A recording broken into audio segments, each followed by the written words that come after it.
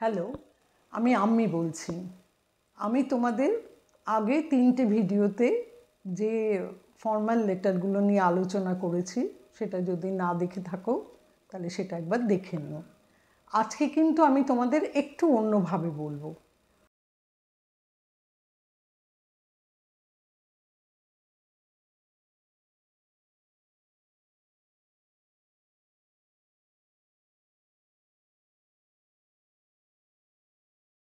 তো সেটা বলার আগে আমি তোমাদের প্রথম বলছি যে কোনো লেটার, যেটা ফর্মাল হোক ইনফর্মালটা নিয়ে পরে আলোচনা করছি, সেই লেটারগুলোতে তোমাদের কি কি জিনিস একদম মুখস্থ রাখবে সেগুলো কি আমি শুধু সেটা বলে দিই, তারপরে আমি মূল অংশে যাচ্ছি।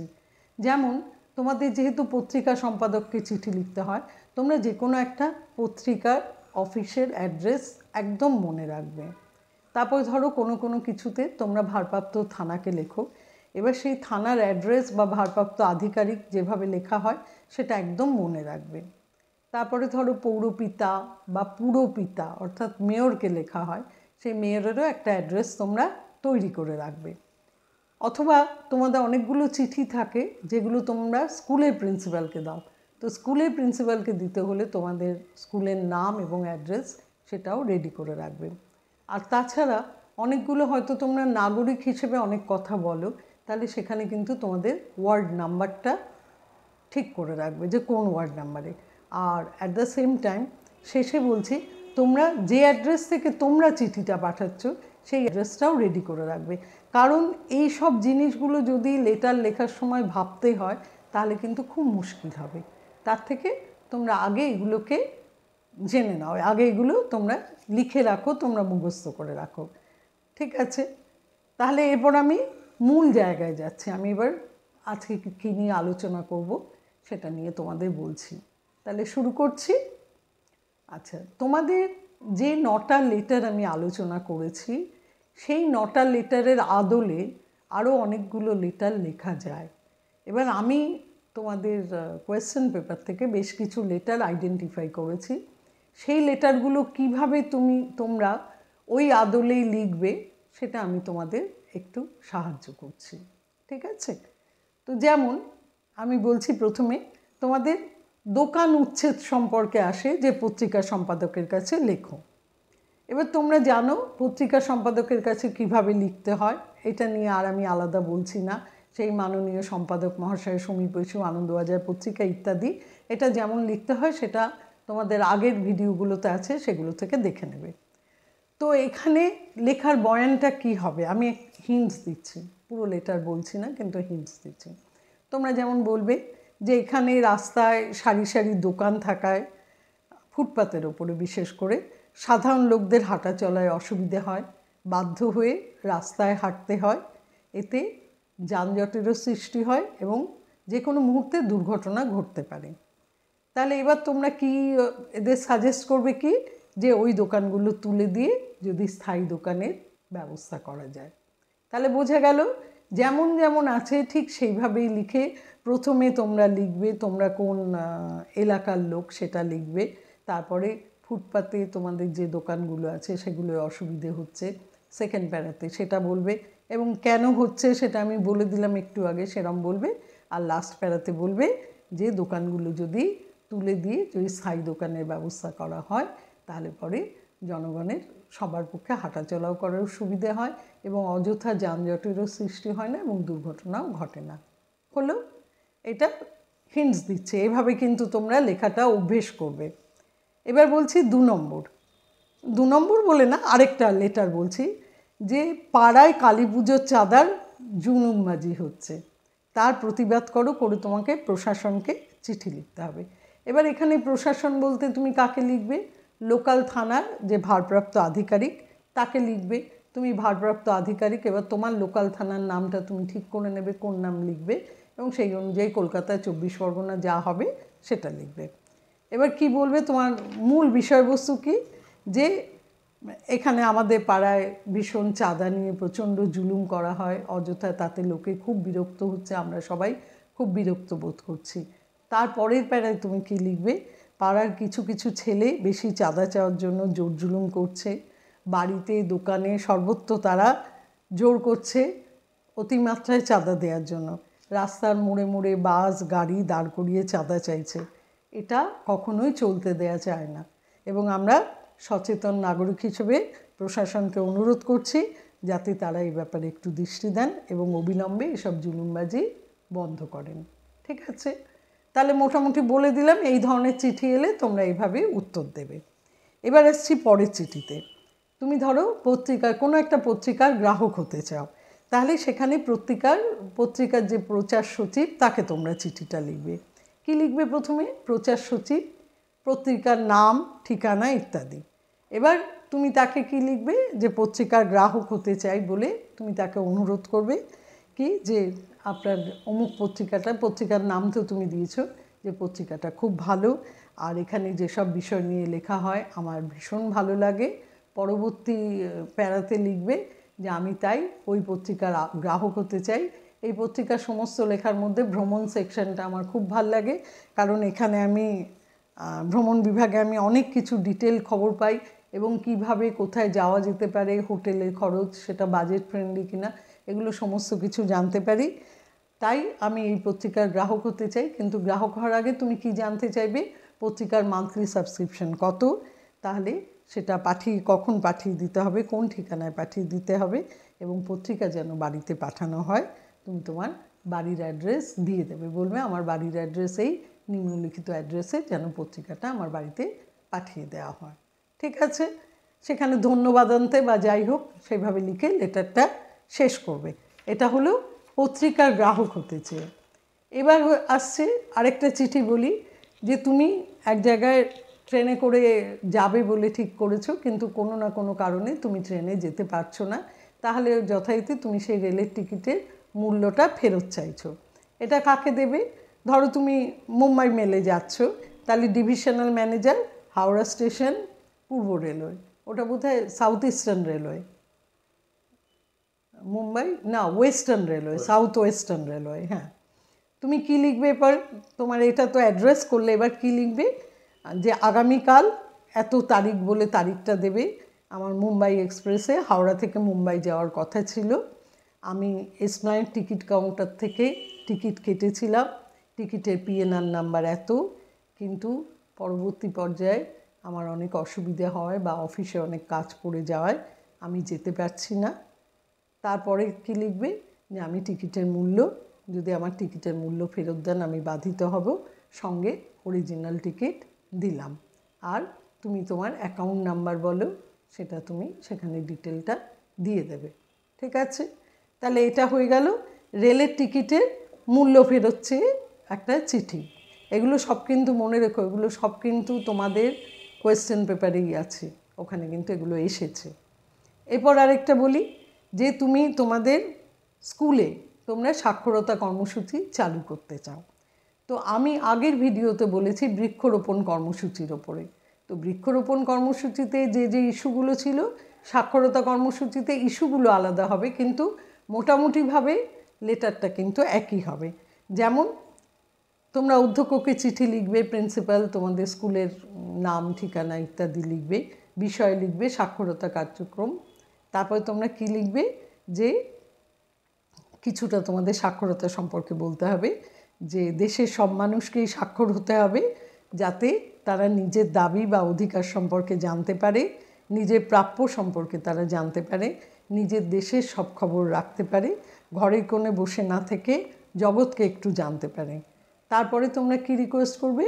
স্কুলে যদি ছুটির পর একটা ঘরে সেই ক্লাস করানো যায় তার অনুমতি চাইবে তোমরা, এবং বলবে যে আমরা কজন ছেলে মিলে আমরা এই সাক্ষরতা কর্মসূচিতে অংশগ্রহণ করতে চাই, আমাদের আশেপাশে যারা আছেন, যারা নিরক্ষর মানুষ, তাদেরকে নিয়ে আমরা একটু এই ধরনের কাজ করতে চাই, আপনি যদি আমাদের অনুমতি দেন তাহলে আমরা এই কর্মসূচিটা পালন করতে পারি। তাহলে হলো আরেকটা লেটার। এবার তুমি আরেকটা লেটারের কথা বলছি।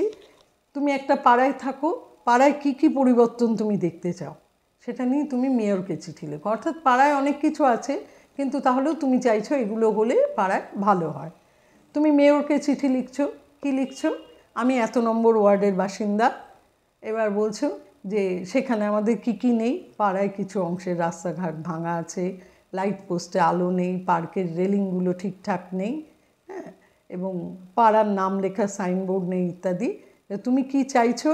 না তুমি বলবে যে যে অংশের রাস্তাঘাটগুলো ভাঙা আছে সেই অংশের রাস্তাঘাটগুলো মেরামত করে দেওয়া, প্রত্যেকটা লাইট পোস্টে যাতে আলো থাকে তার বন্দোবস্ত করা, পার্কের রেলিংগুলো ঠিক না করলে অনেকেই সেখান থেকে অনেক উল্টোপাল্টা লোকজন সেখানে ঢুকে যেতে পারে। আর পাড়ায় কোনো নাম লেখা সাইনবোর্ড নেই, তাই সেই সাইনবোর্ডটা যদি রাখা যায় তাহলে সুবিধা হয়। রিক্সা স্ট্যান্ড না থাকাতে কি হচ্ছে, আশপাশে রিক্সাওয়ালারা দাঁড়িয়ে পড়ছে, সেখানেও একটুখানি অসুবিধা হয় লোকের যাতায়াত, তাহলে একটা প্রপার রিক্সা স্ট্যান্ড করতে হবে। তাছাড়াও কি আছে, তরি তরকারির বাজার যে কোনো জায়গায় ফুটপাতের উপর বসে যায়, তাদেরও একটা নির্দিষ্ট বসার জায়গা করতে হবে।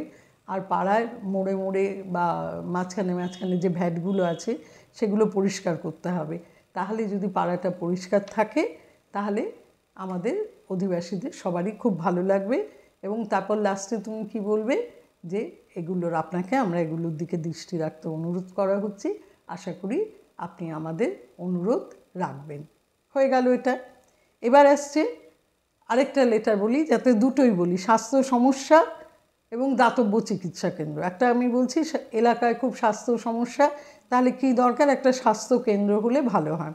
তাই তোমরা কাকে লিখবে, এটা তোমরা স্বাস্থ্য অধিকর্তাকে লিখতে পারো। স্বাস্থ্য অধিকর্তা, স্বাস্থ্য বিভাগ, বিকাশ ভবন বা স্বাস্থ্য ভবন বলে সল্টলেক বলে তোমরা তাকে অ্যাড্রেস করে কি বলবে যে ঠিক আমি যেমন যোগব্যায়াম কেন্দ্রের ওপরে যেরকম একটা চিঠি লিখেছি ওরকমই লিখবে যে এই এলাকার অধিবাসীরা খুব গরিব। ওই এলাকাটা তুমি বলে দেবে, দিয়ে বলবে এই এলাকার অধিবাসীরা খুব গরিব, তারা স্বাস্থ্য সম্পর্কে একেবারেই সচেতন নয় এবং এই ব্যাপারে তারা পয়সা কড়ি খরচ করতেও চায় না মানে তাদের পক্ষে করা সম্ভবও নয়।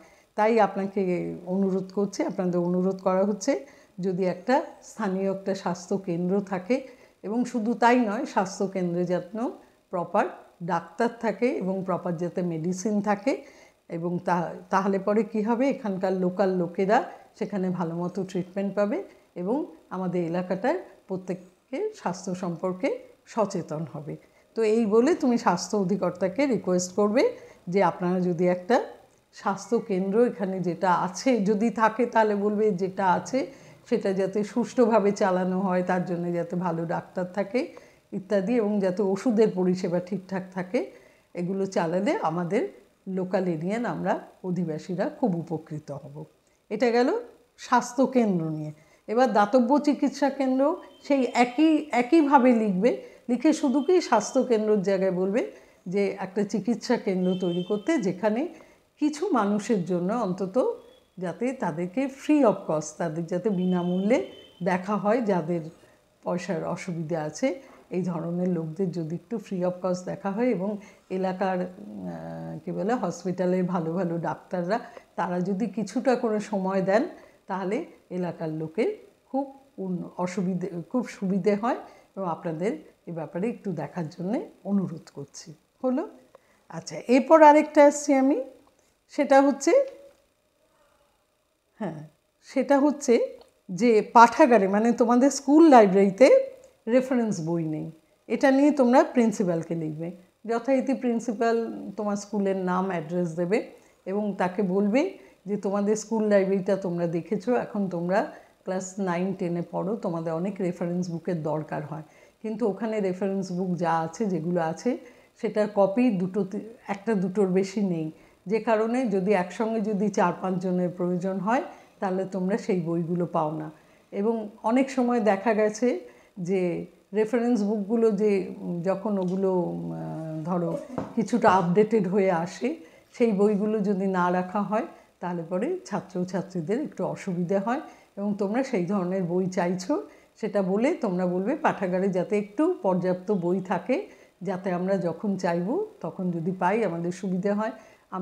আমাদের অনেকের পক্ষে রেফারেন্স বুক কেনা সম্ভব নয়, কিন্তু সেখান থেকে আমরা নোটসগুলো করে নিলে আমাদের পরীক্ষায় সেটা ভালো হয়। কিন্তু আমাদের এই রেফারেন্স বুকের জন্যে যে লাইনে দাঁড়িয়ে থাকতে হয়, অনেক দিন পরে আমরা পাই, তাতে আমাদের উদ্দেশ্য সিদ্ধ হয় না, অর্থাৎ পারপাস সার্ভড হয় না।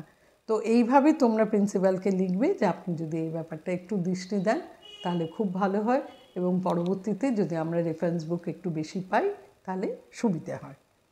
এরপরে আরেকটা বলছি, বর্ষার জমা জল। আমার পাড়ায় বর্ষার জল জমে আছে, সেই জমা জলটা পরিষ্কার করার জন্য। তো কাকে বলবো সেটা? নালাগুলো পরিষ্কার করার জন্য যথারীতি তুমি তোমাদের ওয়ার্ডের যে কাউন্সিলর তাকেও বলতে পারো, অথবা তোমরা মেয়রকেও বলতে পারো। বলবে আমি অমুক ওয়ার্ডের অধিবাসী, আমার এলাকায় বর্ষার সময় যখন একটু বৃষ্টি বেশি হয় তখনই ওখানে জল জমে যায় এবং সেই জল অনেক দিন ধরে আটকে থাকে, তাতে মশা মাছি ইত্যাদির উপদ্রব হয়, এর থেকে ডেঙ্গু ম্যালেরিয়া অনেক কিছু হতে পারে। কিন্তু এই জমা জল পরিষ্কার করার জন্য বারবার বলা সত্ত্বেও কেউ কোনো উদ্যোগ নেয়নি। ওই জন্য আপনাদের কাছে আমরা অনুরোধ করছি, আপনারা একটু যদি নর্দমাগুলো পরিষ্কার করার নিকাশি ব্যবস্থাটা যদি একটু ভালো রাখেন, এবং বিশেষ করে যখন বৃষ্টির পরে যখন জল জমে যায় তখন যদি একটু নালাগুলো যদি পরিষ্কার করা হয়, তাহলে এই জমা জলগুলো বেরিয়ে যাবে এবং পাড়াটাও তাহলে অনেকটা কী বলে ভালো থাকবে, এবং তাতে কী হবে, এই পচা জল জমে সেই পচা দুর্গন্ধগুলো আর থাকবে না। তো এই পাড়াটাকে ভালো করতে গেলে এগুলো একটু করা দরকার। আপনাদের কাছে বারবার অনুরোধ করছি, আপনারা এই দিকটা একটু দৃষ্টি দেবেন এবং নিকাশি ব্যবস্থা ভালো করার চেষ্টা করবেন। হলো? আচ্ছা, আরেকটা আমি বলি, রেলে তুমি 2য় শ্রেণী কামরায় যাচ্ছ, এসিতেই যাচ্ছ, কিন্তু দেখা যাচ্ছে সেখানে অনেক প্রবলেম আছে, তো সেটা তোমাদের ভালো লাগছে না। তো এটা কাকে লিখবে? এটা পত্রিকাতেই লেখো। সে আনন্দবাজার পত্রিকায় তোমরা লিখে বলবে যে আমি অমুক দিন অমুক ট্রেনে 2nd ক্লাস এসিতে যাচ্ছিলাম, কিন্তু যাওয়ার সময় দেখলাম এখানে রেলওয়ের ভাড়া অনেক বেশি, কিন্তু বেশি থাকা সত্ত্বেও এসি ভালো মতন কাজ করছে না। তাছাড়া যে সিটগুলো দেয়া আছে সেই সিটের পুরো চারদিকে একটু একটু করে ছেঁড়া আছে, ওখানে যে পর্দাগুলো টাঙিয়ে দেওয়া আছে পর্দাগুলোও ওয়েল মেনটেন নয়, পর্দাগুলোও ছেঁড়া। তারপরে বাথরুমগুলো একেবারে পরিষ্কার করা হয় না। প্রথমে বাথরুম যতটুকু পরিষ্কার করে রাখা হয়, পরবর্তী পর্যায়ে কোনো অ্যাটেন্ডেন্ট বা কোনো গার্ড এসে এগুলো কিন্তু পরিষ্কার করে না, কোনো অ্যাটেন্ডেন্ট বা সুইপার আসে না, পরিষ্কার করে না। এতে কি হচ্ছে, আমরা এসিতে যেতে বাধ্য হচ্ছি, কিন্তু তাহলেও ওইখানে এই ধরনের পরিবেশ আমাদের একেবারেই ভালো লাগছে না। তো আপনার কাছে আপনাদের পত্রিকা মারফত আমরা রেলওয়ে অথরিটিকে রিকোয়েস্ট করছি, রেলওয়ে কর্তৃপক্ষকে, যাতে তারা এগুলোর দিকে নজর দেন, যাতে করে পুরো ট্রেনের ভ্রমণটা যাতে আমাদের খুব আরামদায়ক হয়, সেই হিসেবে আপনার পত্রিকার মারফত আমরা রেলওয়ে কর্তৃপক্ষকে অনুরোধ করছি। হলো? এবার এসছি আরেকটা, স্কুলে বিতর্ক প্রতিযোগিতা মানে ডিবেটের আয়োজন করতে চেয়ে প্রিন্সিপালকে লেখো, এবং এখানে তোমরা 2-3টে স্কুলের স্টুডেন্টদেরও ডাকতে চাইছো। তাহলে কি হবে, তোমরা প্রথমে প্রিন্সিপালকে লেখো যে আমরা একটা বিতর্ক প্রতিযোগিতা করতে চাইছি, ঠিক আছে? এবার এই বিতর্ক প্রতিযোগিতা শুধু স্কুলের মধ্যে নয়, আমরা আমাদের আশপাশের কটা স্কুলকেও ইনভাইট করতে চাইছি, তাদেরকেও ডাকতে চাইছি, যাতে তাদেরও কিছু স্টুডেন্ট আমাদের এই বিতর্ক প্রতিযোগিতায় যাতে তারা অংশগ্রহণ করে। তো এর ফলে কি হবে, এই ধরনের যে কোনো একটা ইস্যু নিয়ে যদি বিতর্ক প্রতিযোগিতা হয়, তাহলে আমরা এই প্রতিযোগিতায় অংশগ্রহণ করলে আমাদের অনেকটাই জ্ঞানটা অনেকটা বাড়বে, এবং যে সাবজেক্ট নিয়ে বলা হবে আমরা সেই সাবজেক্ট সম্পর্কে অনেকটাই জানতে পারবো, এবং যারা যে সমস্ত স্টুডেন্টরা এগুলোতে অংশগ্রহণ করবে তাদেরও আমরা অনুপ্রাণিত করতে পারবো। তো এই জন্যে আপনি যদি অনুমতি দেন, তাহলে আমরা পাশের অমুক এই স্কুল থেকে আমরা স্টুডেন্টদের ডাকতে পারি, তাদেরকে আমন্ত্রণ করতে পারি, এবং বিতর্ক প্রতিযোগিতার বিষয়বস্তু যে কোনো একটা বিষয়বস্তু তোমরা বলে দেবে, খেলাধুলো নিয়ে হতে পারে, সাম্প্রতিক খেলাধুলো বা যে কোনো একটা, যেটা তোমাদের মনে হবে সেটা বলে দেবে, এবং এতে আপনি আশা করি আপনার অনুমতি আমরা চাইছি, যাতে আমরা এই বিতর্ক প্রতিযোগিতা আমাদের স্কুলে টিফিন পিরিয়ডে বলো বা যে কোনো একটা পিরিয়ড বলো, যে ওই টাইমে আমরা আমাদের অডিটোরিয়ামে আয়োজন করতে পারি, এবং তাতে যাতে অনেকে অংশগ্রহণ করে সেটাও আমরা দেখব। এটা হলো। আচ্ছা, এবার আরেকটা বলি, যে আমার এলাকায় একটা বৃহৎ জলাশয় আছে, তার পাশে বাগান আছে, কিন্তু ওখানে বহুতল বাড়ি তৈরি হচ্ছে।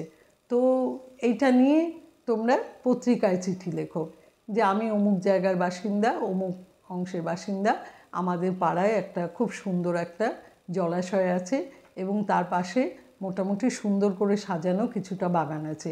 কিন্তু সাম্প্রতিককালে দেখতে পাচ্ছি যে ওই বাগানটা ক্রমশ নষ্ট করে ফেলা হচ্ছে এবং জলাশয়টাও বুঝিয়ে দেওয়ার চেষ্টা চলছে।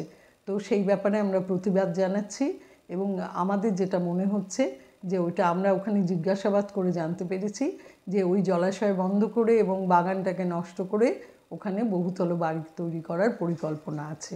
তাই পত্রিকা মারফত আমরা এটার প্রতিবাদ করছি। স্থানীয় বাসিন্দারা আমরা ঠিক এই ধরনের জিনিসগুলো অপছন্দ করি, কারণ ওখানে যে সুস্থ পরিবেশ যেটা ছিল এবং ওই জলাশয়ের পাশে বাগান থাকাতে পরিবেশটা খুব সুন্দর হয়েছিল।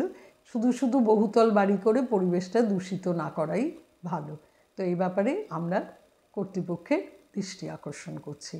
তাই এরকম তোমাদের অনেকগুলো লেটার আমি বলে দিলাম অ্যাট এ টাইম। আশা করি তোমরা বুঝতে পেরেছো। আর প্রথমে যেটা আমি বারবার বলছি যে তোমাদের কী কী মুখস্থ করতে হবে সেটা তো তোমাদের প্রথমেই বলে দিয়েছি।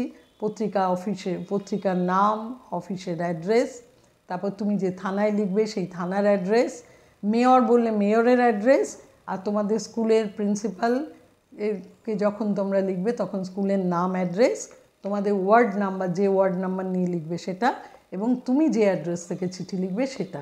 এগুলো যদি তোমরা করতে পারো, আমার যেটা মনে হয়, আমি তোমাদের অনেকগুলো লেটার একসঙ্গে বলে দিলাম। তোমরা একটুখানি চেষ্টা করে দেখো। আমার মনে হয় তাতে তোমরা অনেকটা কভার করা যাবে এবং তোমরা বোধহয় যেগুলো আসবে প্রশ্ন, যা তোমাদের আসবে কোয়েশ্চেন, তোমরা কিন্তু ইজিলি আনসার দিতে পারবে। একটু চেষ্টা করে দেখো তো, মনে হয় তোমরা নিজেরাই লিখতে পারবে। একটুখানি দেখো। হ্যাঁ, আশা করি এই ভিডিওটা ভালো লাগলে তোমরা লাইক, শেয়ার এবং সাবস্ক্রাইব করো।